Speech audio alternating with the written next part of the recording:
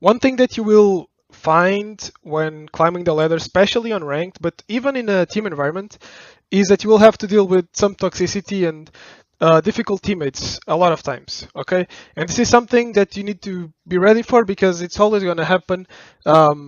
It's very hard to find a place where this won't happen in any game, really, and in any sport as well. And really, you kind of just have to experience it a lot to understand your own way of dealing with it. But some tips I can give you is similar to the first point. You just want to focus on what really matters.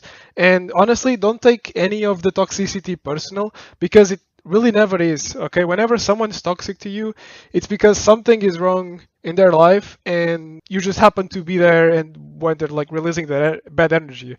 And it's nothing to do with you really, it's just that you happen to be there and now you have to hear it from them, you know? Um, so I think that's the first point, and if you understand that, then it won't affect you as much because you're like, well, I mean, he doesn't even care that much. He's just saying it because he's mad with whatever is going on in his life, or just playing bad, so he's mad. It's nothing to do with me really, so I shouldn't. I don't need to care about what he's saying.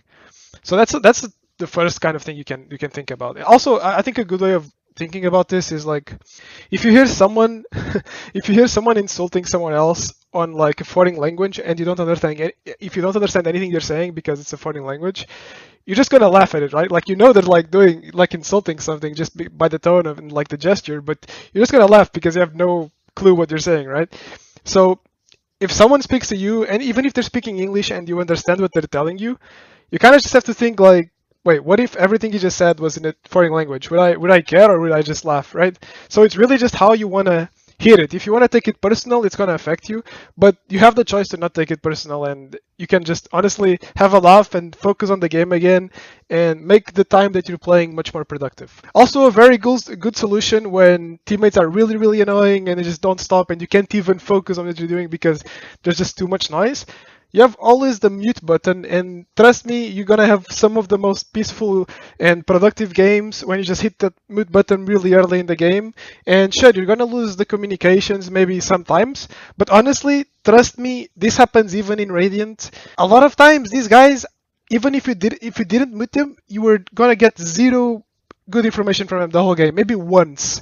Okay, so it doesn't matter, man. If he wants to be toxic, that's his choice.